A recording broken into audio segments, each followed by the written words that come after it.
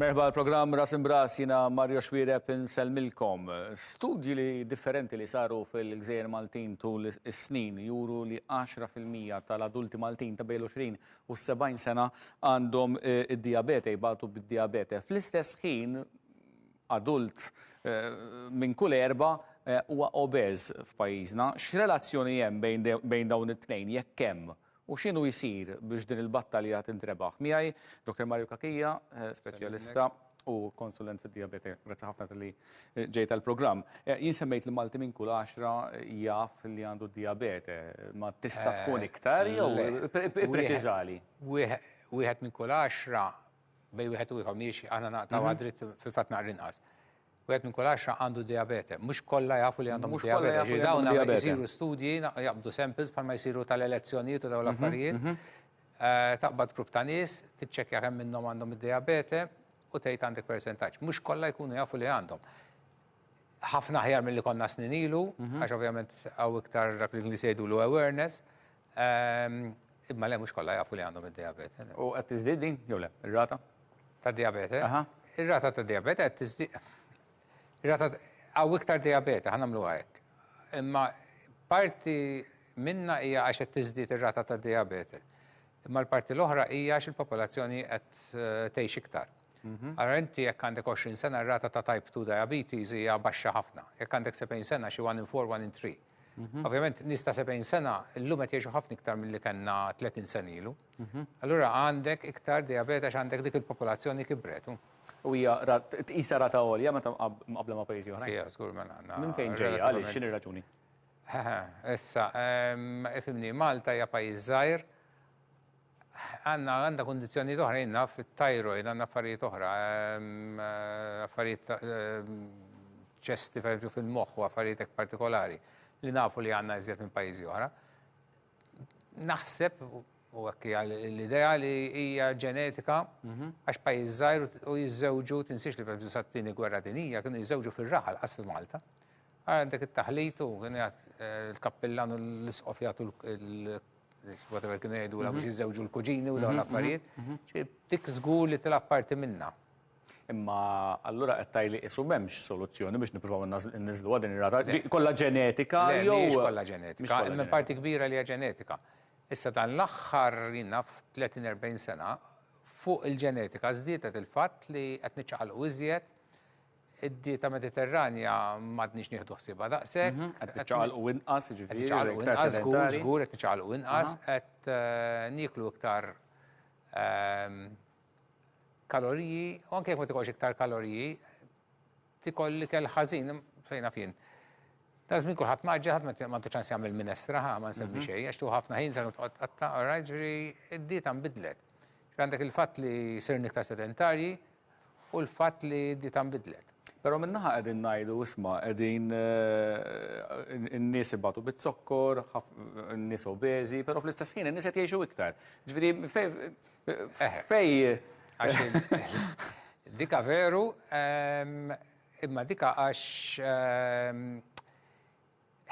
il-medicina, issa medicina ġiġ nifhem pinnoli, il-bniedem u iktar konxju ta' saħħtu fl-istess. Il-kura tas-saħħa. Ġifieri tinsix li, eżatt, tinsix li pereżempju waħda mill-ikbar qabżiet fl-età tal-għejxien kienet il-hygiene, meta beda jiġi l-ilma u dranaġġ ippajpjat.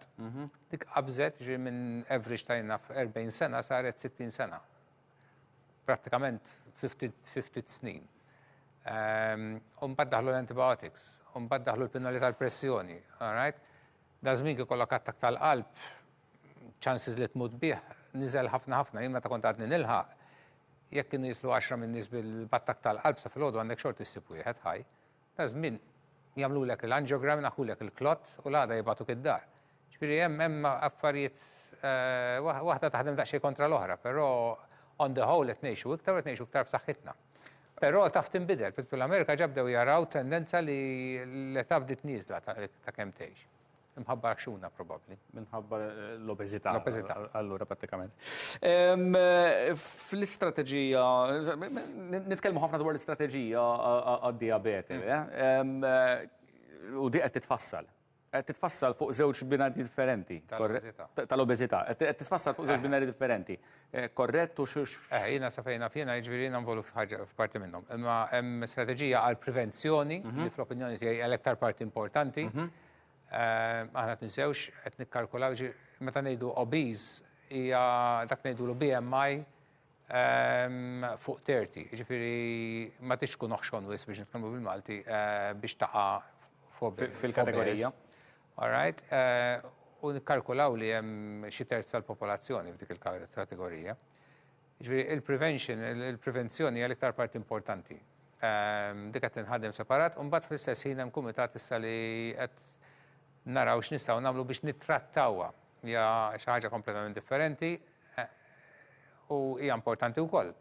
Għax inti jekk inti għandek xuna żejda, ir-riskju li tik attak tal-qalb li tiżviluppa d-diabete u hekk jiżdiedu ħafna. U allura kif tista' tiġi trattata? Ġifieri x'taħseb li għandu jkun fiha din l-istrateġija? Mela, min-naħa ta' prevenzjoni hemm ħafna affarijiet li tista' tagħmel jekk jagħtux każ in-nies jew jieħdux il-pariri għal storja differenti.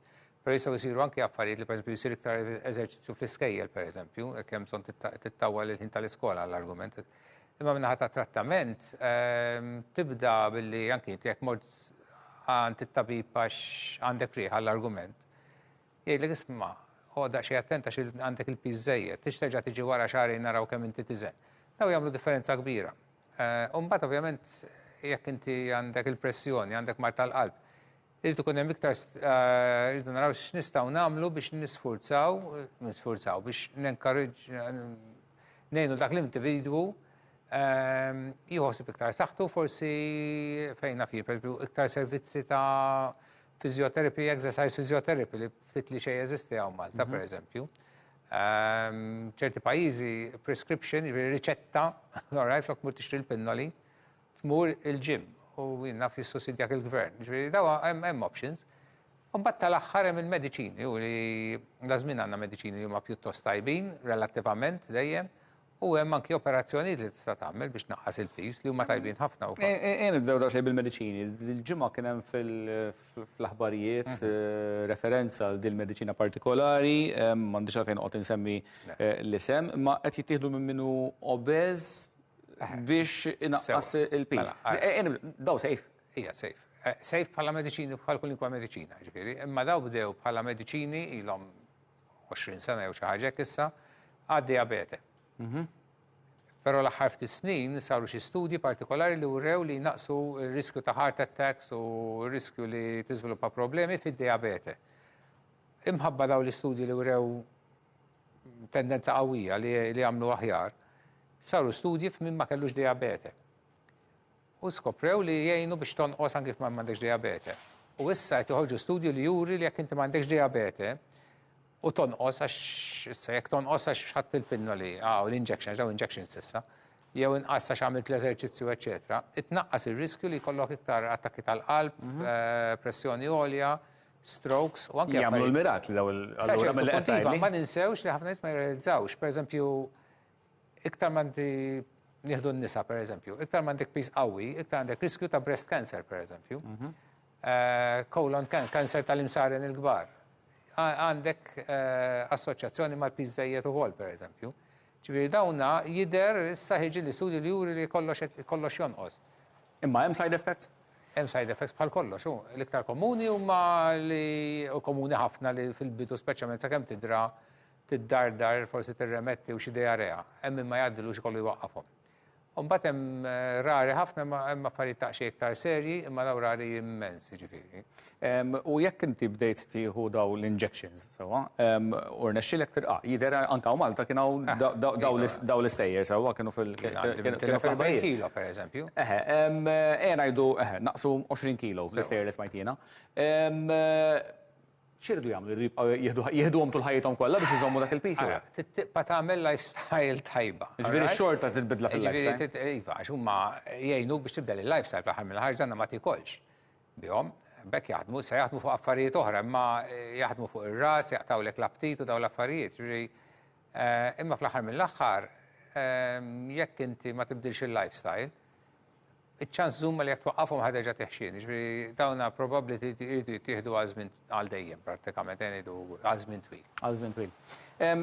Inti semmejt ukoll l-operazzjonijiet l-ewwel li daw l-operazzjonijiet li pratikament jalqulet l-istonku kif taħdem. Bażikament hemm gradi differenti skont kemm għandek xuna żejda.